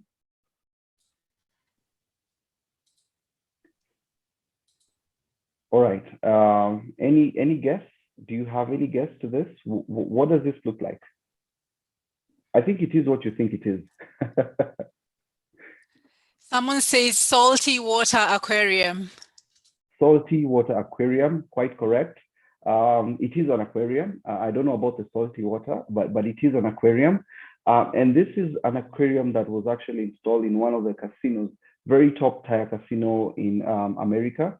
So in this casino, what happened is that this aquarium was actually, they had a machine that was monitoring the salinity and also, the temperature and all those environmental conditions of that aquarium, because of course they had to keep it comfortable for the fish that was there. So pretty much the machine that was used to do this was an XP machine. And the XP machine is something that has known vulnerabilities. And that is a machine or a software, an operating system instance that is no longer being supported by, by the vendor. So it's not getting the security patches. So when you talk about security patches, is if there's a security issue, then the patch would actually resolve it. So what happened is that in this particular instance, that XP machine, some attackers were able to gain access to it because it had already existing vulnerabilities. So when they did so, they were able now to pivot, and pivoting is jumping from one asset to the other. They got access to the internal network. They pivoted to one of the smart devices, which was a smart TV that was in the boardroom. And it was very stealth, and it was detected 9 months after the breach. So you can imagine all this time, all the board meetings were being recorded by the cyber actors, and they were just getting that data. So by the time that thing was detected, they had lost around 2 terabytes of data from that single smart TV alone. My point is this: we need to start with the basics. Because in cybersecurity, in as much as we want to tell you that, invest in this and this tools, what I can tell you is that let's be very clear and very clean on the fundamentals. Hygiene issues normally lead to the biggest threats, to the biggest attacks, and to the biggest exposures. And this is where we need to also do as a business, just to also have an understanding. You can't protect yourself from what you do not understand. So you need to understand your own environment. So ladies and gentlemen, I'm going to pause there. I'm happy to take your questions. This is a very broad topic. We can spend 2 days talking about it, but I'm going to summarize and pretty much take your questions at this point. Thank you. Thank you so much, Anthony. Indeed, very practical and hands-on deep dive into cybersecurity. We have 6 very, very good questions for Anthony. And our challenge is that we do not want to actually choose which question to pose because of for the sake of time. So we are going to suggest, Anthony, if this is okay with you, as we share your presentation and that of Luca with the participants, we will share with them all the response to the 6 questions. But I will very quickly go through the kind of questions that have come through, and that the team in Invest in Africa is going to put together in a little sheet of paper with your responses and also that of Luca if necessary. So the first question that was asked very early in the session was, what is the synergy of digital tax and digital security to SMEs in Kenya? The second question is, what are the basic short internet security courses that you can recommend, and will they be sufficient for one to be an expert? The third question is, are the antivirus relevant in the current digital space? The other question is, it's actually a scenario, is a local institution was held ransom by its own IT employees. In such a case, what is the recommended organizational protective mechanism?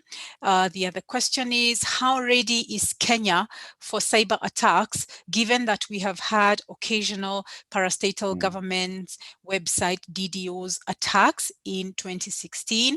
And do we have sufficient cybersecurity experts or cybersecurity army in Kenya, like in North Korea?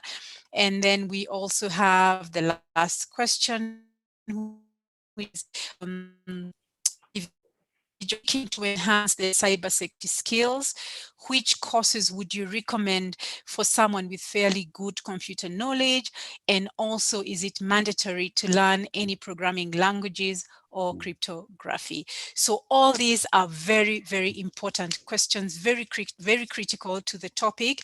And that is why we will make sure that we get a comprehensive feedback, and that will be shared with all the participants, along with the presentations from both Luca and from Anthony.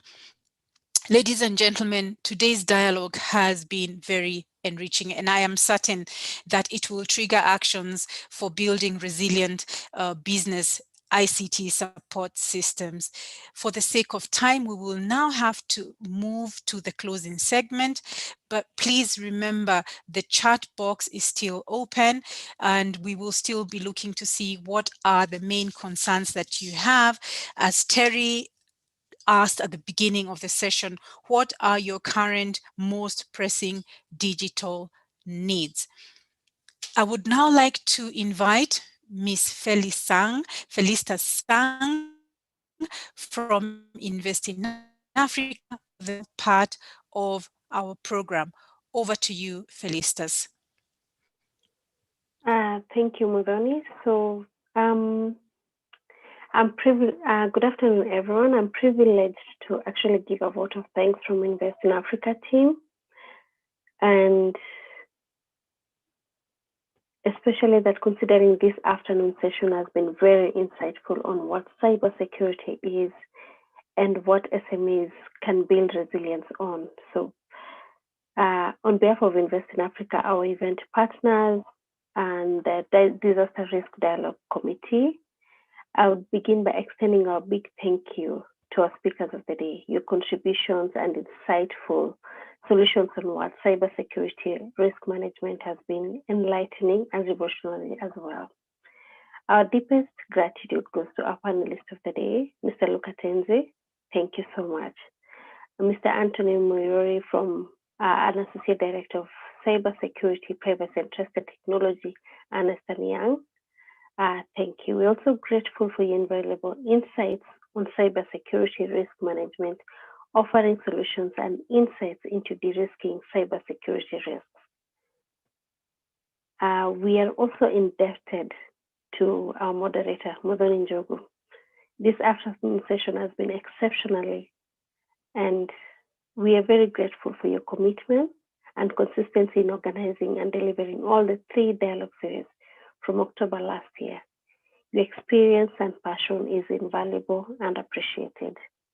To our event partners, Invest in Africa and MasterCard Foundation, thank you immensely for your collaboration and partnership. As we jointly drive cybersecurity disaster risk resilience to SMEs, we appreciate your shared experience, commitment towards building a culture of risk management, and supporting SMEs to build disaster risk resilience during these efforts of recovery and building back better. Our gratitude goes to MasterCard Foundation for funding this program, Ernst & Young, Mwege Youth. We thank you.